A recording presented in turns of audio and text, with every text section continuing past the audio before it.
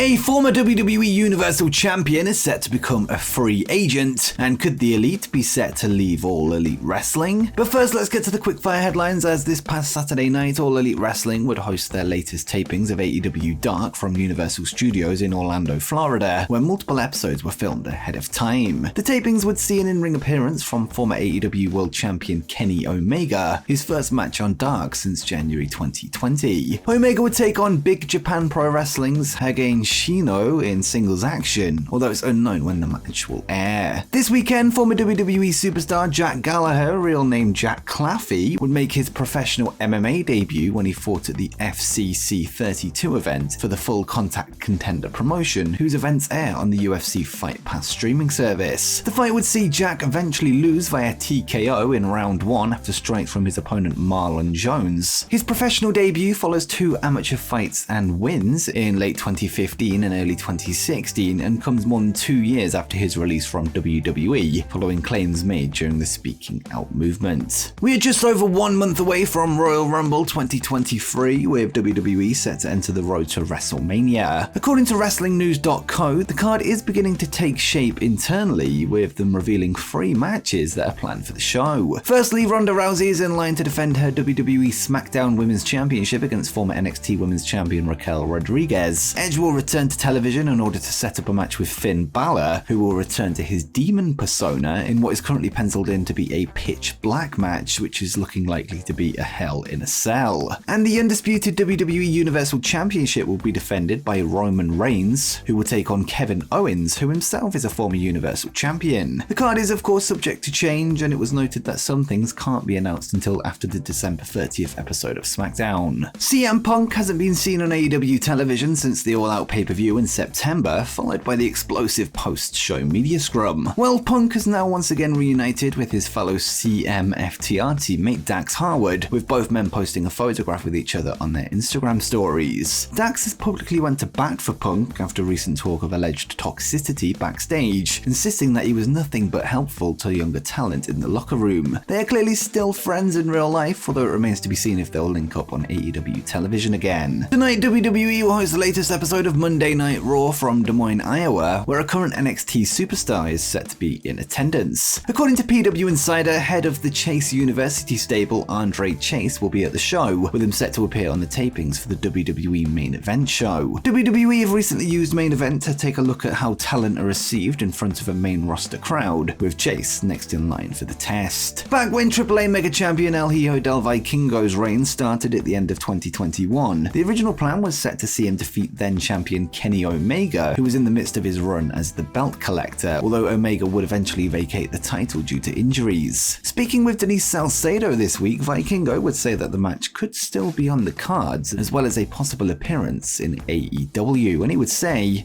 "It's now been 2 occasions that Kenny Omega and I were going to wrestle, but for this and that, it wasn't able to happen, but now I have the visa. So if he doesn't come to Mexico, then I will go look for him. Expect some big surprises, anything can happen. My home AAA is always giving surprises. I don't know, maybe in the future I will go to his house, or him in ours, or somewhere in the middle. Anything can happen." WWE Hall of Famer Jim Duggan would reveal to Wrestling Inc. this weekend that he was the victim of a home invasion earlier this month, although things didn't go so well for the culprit. The 68-year-old would reveal that he took the man down before detaining him until the police arrived, and he would say, Duggan and his wife Deborah noted that after the man entered, they heard other people yelling in their neighborhood. Duggan, concerned that more people might be heading his way, he had his Christmas lights turned off and told the intruder to be quiet. The intruder, who the Duggans described as hysterically frightened, claimed that people from a nearby home were coming after him to kill him, after which Duggan kept his gun on his lap and his hand on the intruder's back until the police arrived.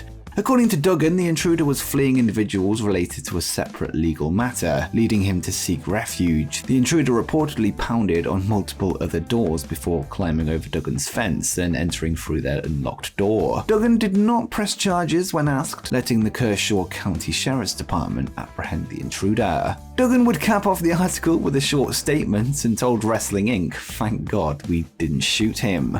Recently, news would break that Mercedes Varnado, formerly known as Sasha Banks, is heading to New Japan Pro Wrestling this January with a set to debut at their biggest show of the year, Wrestle Kingdom. We now have some news on when she'll be heading to Japan, as Hiroaki Sawa, who works for talent management company Gush Cloud, would take to Twitter to reveal that Mercedes will be heading to Japan in the middle of this week in order to drum up interest in possible collaborations with Japanese brands during her stay. It appears that Varnado will be in Japan for 2 weeks at a minimum, with her expected to work multiple matches for New Japan next year, as well as one for their Stardom sister promotion, this while seeking other revenue streams in the country via brand deals. And next up, a former WWE Universal Champion is set to become a free agent. Last week, talks emerged online that Goldberg had signed a new deal with WWE that would see him stay with the company for another 2 years, with 5 matches guaranteed, with 3 of those being against talent that he hasn't wrestled before. Well, according to Fightful Select, the rumors are false, with them confirming that his deal will run out at the end of this year, with him becoming a free agent when 2023 hits. Goldberg's current WWE agreement is set to run through 2022, although he has worked all of his obligated matches and has 0 commitments left to make. His last WWE match to date would take place in Jeddah, Saudi Arabia in February, where he was unsuccessful in his challenge for the WWE Universal Championship against Roman Reigns at the Elimination Chamber event. There is of course always a chance that he will extend his deal in the coming weeks, although it remains to be seen if there is interest from WWE's side on doing so. But either way, according to Goldberg's representatives via Fightful, a new deal is yet to be agreed, with no word on if talks have even taken place. But what do you think could be next for Bill Goldberg in wrestling? Let me know in the comments down below. And before we get to the rest of the video, we're hoping to get to 40,000 subscribers before Christmas. So if you regularly watch the videos and you haven't done so already, make sure you subscribe to Wrestle Planet and turn notifications on so you stay up to date with the latest news from the pro wrestling world.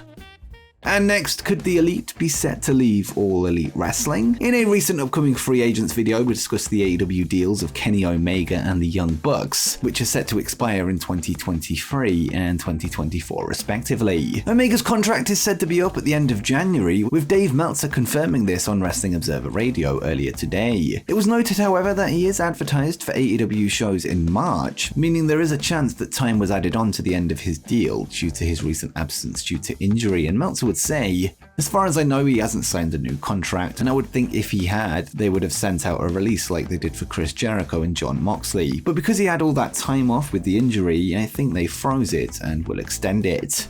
As for the Young Bucks, Meltzer would note that he feels that before making a decision on his future, he may wait to see what Matt and Nick Jackson do once their deals expire in January 2024. He would note that if they were to look elsewhere, they would likely come as a package deal, and said, I think that he and the Bucks probably, like what happened at the end of 2018, early 2019, I think that they probably all want to expire at around the same time. They could split and make different decisions, but my gut is that there will probably be a package deal and either all stay or all go. Who knows what's going to happen in a year, but I think that it's to their benefit in the sense of going as a unit and the deals expiring at the same point in time. But I do not know that there's been a new deal, and I don't think that there's been. Dave would add that he feels that as of now, the Elite haven't put pen to paper on a new contract, and if that were the case, it would have gotten out to the media by now. Whilst it remains to be seen if they have their eye on a move away from the promotion named after them, it does seem more likely that they will stick around, although as we saw with Cody Rhodes earlier this year, anything is possible. But do you think the Elite will be All Elite come the beginning of 2024? Let me know in the comments down below. And before you go, make sure you check out 10 upcoming wrestling free agents that you need to know.